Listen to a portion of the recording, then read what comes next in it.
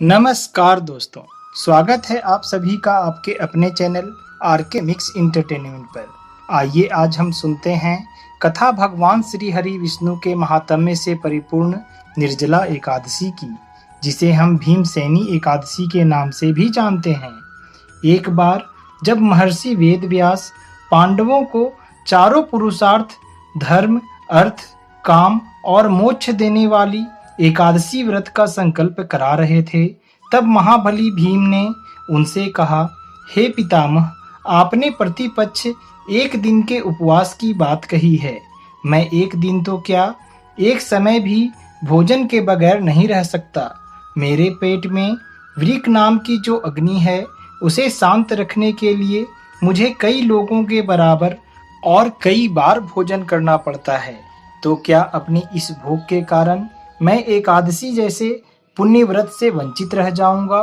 तब महर्षि वेदव्यास ने भीम से कहा, कुंती नंदन भीम, ज्येष्ठ मास की शुक्ल पक्ष को तुम निर्जला नाम की एक ही एकादशी का व्रत करो तो तुम्हें संपूर्ण वर्ष की समस्त एकादशियों का फल प्राप्त होगा और निसंदेह तुम इस लोक में सुख, यश और मोक्ष प्राप्त करोगे।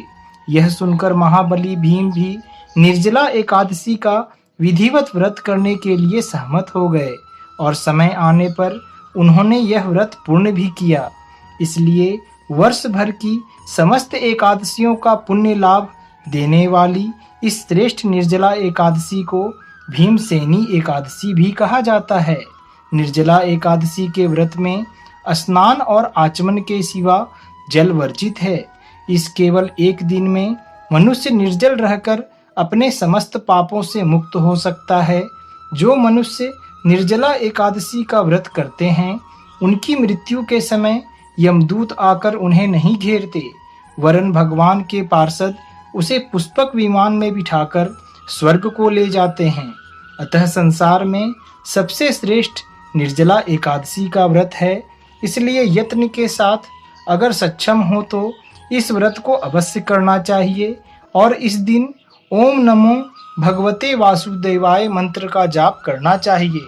आइए दोस्तों, जानते हैं निर्जला एकादशी की पूजा आप किस प्रकार से कर सकते हैं। एकादशी के शुभ दिन में स्नान आदि करने के पश्चात साफ वस्त्र धारण करने के बाद भगवान श्री हरि विष्णु की प्रतिमा के सामने बैठकर हाथ में गंगा जल लेकर व्रत का संकल्प लें। व्रत का संकल्प करने के पश्चात माता तुलसी एवं भगवान भास्कर को जल अवश्य अर्पित करें। अब अपने घर के मंदिर में दीप प्रज्वलित करें और भगवान विष्णु का गंगा जल से अभिषेक करें और उन्हें पुष्प और तुलसी दल अर्पित करें।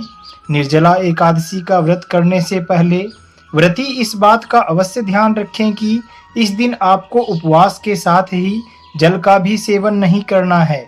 इसलिए सबसे पहले अपने स्वास्थ्य का ध्यान रखते हुए व्रत के नियमों का पालन करें। अपनी पूजा सामग्री में फल, तिल और तुलसी को अवश्य रूप से शामिल करें। भगवान श्री विष्णु और साथ ही माता लक्ष्मी की पूर्ण विधि विधान से पूजा करें और उनकी कथा का पठन या श्रवण अवश्य रूप से करें। इस एकादशी पर अपने घर में हवन जरूर करें, क्योंकि यह एक विशेष एकादशी है। एकादशी के पारण पर अगर हो सके तो अपने आसपास के ब्राह्मणों को दान जरूर करें। इसका बहुत ही पुण्य फल प्राप्त होता है। आइए दोस्तों, अब जानते हैं कि साल 2024 में आप निर्जला एकादशी का पावन पर्व किस तिथि को कर सकते हैं। साल 2024 में निर्जला एकादशी व्रत करने का शुभ समय 18 जून दिन मंगलवार को है। इस दिन एकादशी तिथि 17 जून को शाम के 4:43 से आरंभ हो रही है, जो 18 जून को शाम के 6:23 पर समाप्त हो जाएगी। द्वादशी के दिन अर्थात 19 जून को व्रत के पारण करने का शुभ समय सुबह के 5:20 से सुबह के 7:26 तक का है। जय श्री विष्णु। आप सभी को एकादशी व्रत की हार्दिक शुभकामनाएं।